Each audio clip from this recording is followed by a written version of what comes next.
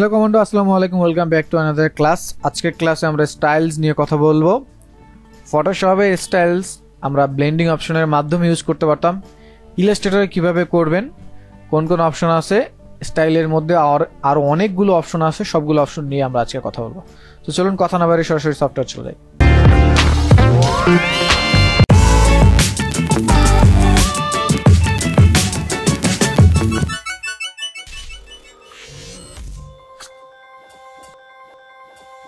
তো সফটওয়্যারে এসে আমরা এখান থেকে একটা শেপ তৈরি করতেছি। প্রথমে একটা শেপ তৈরি করলাম, এখানে আমি একটা লাইট কালার দিয়ে দিচ্ছি।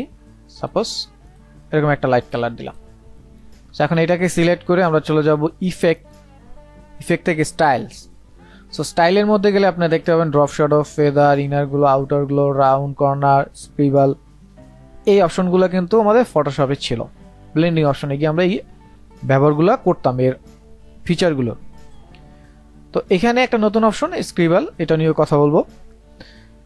তো ড্রপ শ্যাডো আমরা বুঝি, সো কোনো একটা নির্দিষ্ট এলিমেন্টের ছায়া, যেটা আপনি রোদের সামনে, লাইটের সামনে যখন হাঁটবেন বা দাঁড়াবেন তখন আপনার একটা হুবহু ছায়া যে পড়ে, সেটা ড্রপ শ্যাডো।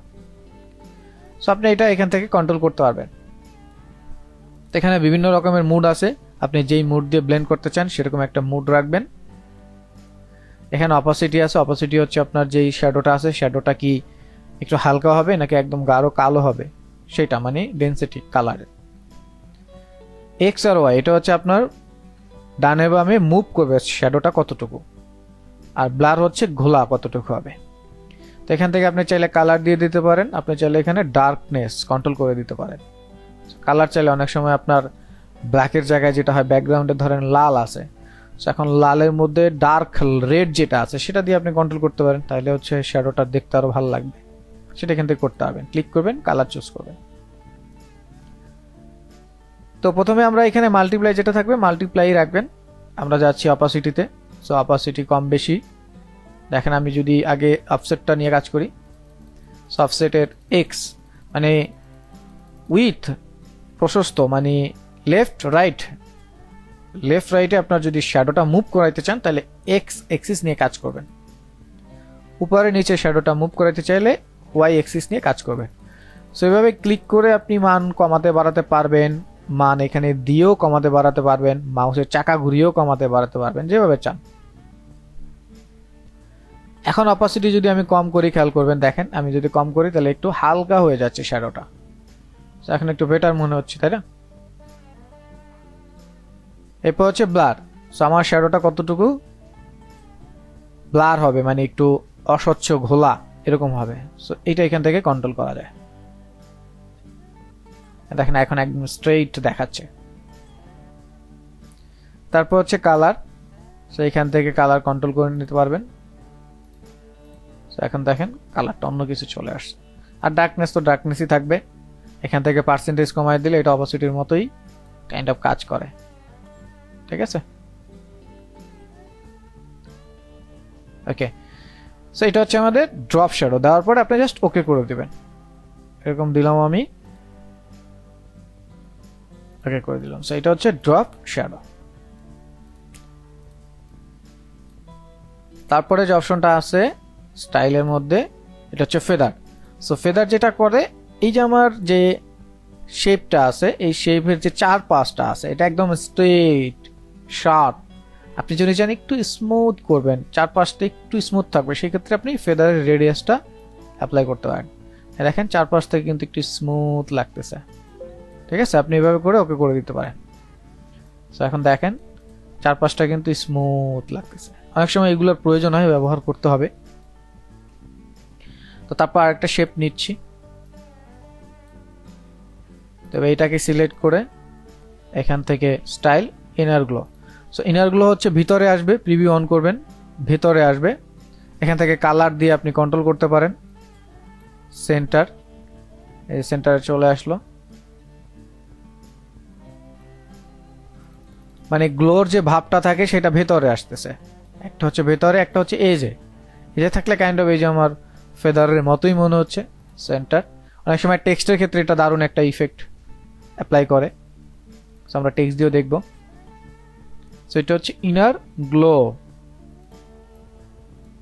ইনার গ্লো মানে ভিতরে যে গ্লোটা আসে।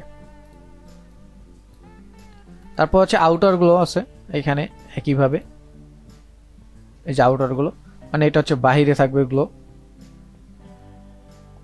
আপনি এই ক্ষেত্রে কালার অ্যাপ্লাই করে দিতে পারেন।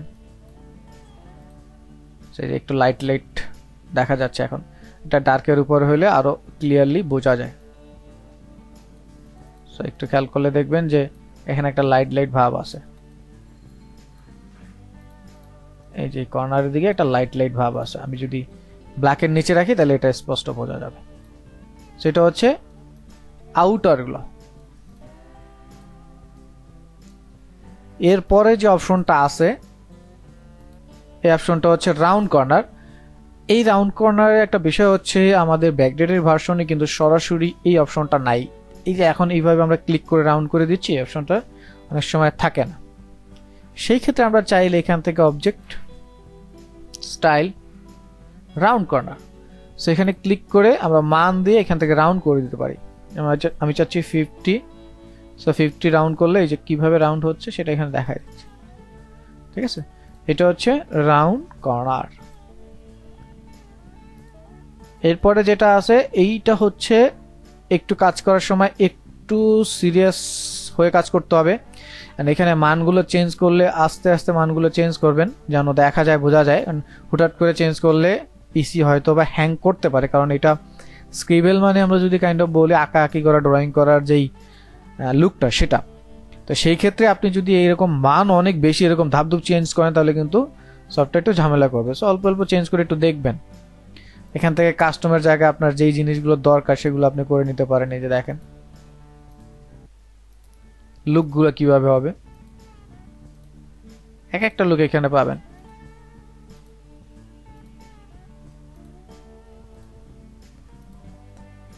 ঠিক আছে, এখানে এক একটা লুক পাবেন। অ্যাঙ্গেল আছে, অ্যাঙ্গেল চেঞ্জ করে নিতে পারবেন যেই দিকে চান। তারপর হচ্ছে ভেরিয়েশন আছে, এখান থেকে আপনি ডিফারেন্ট ডিফারেন্ট ভেরিয়েশনের চেঞ্জগুলো করতে পারবেন। তারপরে লাইনের স্ট্রোক আছে, এগুলো মোটা হবে না চিকন হবে। ঠিক আছে, এগুলো এখান থেকে দেখতে পারবেন। একটু বাড়াই দিচ্ছি। সো স্ট্রোকের মানগুলো কিভাবে কাজ করবে সেটা এখান থেকে দেখতে পারবেন। তারপর হচ্ছে কার্ভনেস, এই যে এটার মধ্যে যে কার্ভগুলো থাকে সেই কার্ভগুলো কিভাবে কাজ করবে। এই যে কার্ভগুলো, এই কার্ভনেসটা আপনার কি শার্প হবে নাকি একটু কার্ভ করবেন সেটা। এই কার্ভের মধ্যেও আবার ভেরিয়েশন আছে, স্পেস আছে। এই যে দুইটার মাঝখানে যে গ্যাপগুলো, এই যে গ্যাপগুলো আপনার কন্ট্রোল করতে পারবেন। সো গ্যাপের মধ্যেও হচ্ছে ভেরিয়েশন আছে, সেগুলো কন্ট্রোল করতে পারবেন। সেটা হচ্ছে স্ক্রিবেল, সেটা আপনি টেক্সটের ক্ষেত্রেও ব্যবহার করতে পারেন, কোনো ইমেজ ড্রয়িং অথবা কোনো ধরনের আঁকাআঁকির ক্ষেত্রে এটা আপনি ব্যবহার করতে পারেন। সেগুলো শেপ না, এগুলো টেক্সটের ক্ষেত্রে আপনারা ব্যবহার করতে পারবেন। আমি যদি এখানে একটু বড় করে টেক্সট লিখে নিই,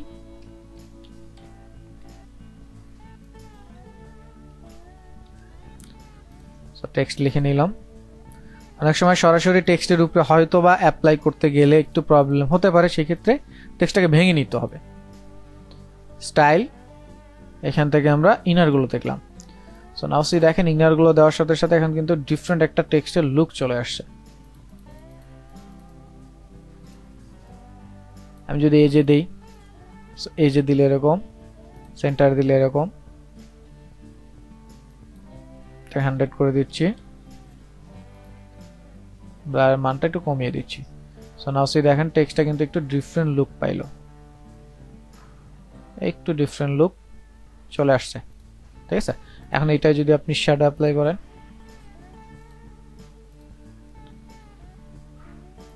এখান থেকে আমি 4 করে দিচ্ছি, এখানেও 4 করে দিচ্ছি। যেভাবে চান ঠিক সেভাবে করে দিতে পারেন। অপাসিটি একটু কমিয়ে দিলাম।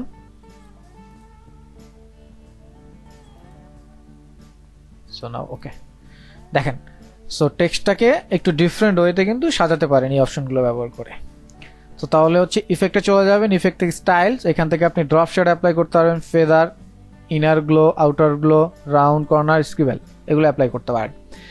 এখন শেষ করার আগে আরেকটা টিপস দিয়ে দিই। সেই টিপসটা হচ্ছে আমরা যখন শ্যাডো অ্যাপ্লাই করি তখন একটা ছোট ঝামেলা হয় বা এই যে স্টাইলের ইফেক্টগুলো এগুলো একটা ছোট ঝামেলা হয়, সেই ক্ষেত্রে আমরা এখান থেকে এই যে ইফেক্ট কন্ট্রোল করার একটা অপশন বলে দিছিলাম। কেন এটা বলে দিছিলাম এখন দেখেন, আমি যদি এটাকে ছোট করি, খেয়াল করবেন,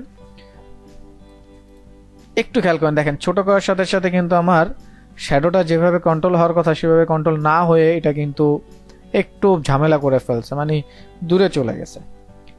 এই ক্ষেত্রে আমরা এই ট্রান্সফর্ম থেকে স্কেল, স্ট্রোক অ্যান্ড ইফেক্ট এই অপশনটায় যদি ক্লিক করে এখন কাজ করার চেষ্টা করি, তাহলে কিন্তু ওই প্রবলেমটা আর হবে না।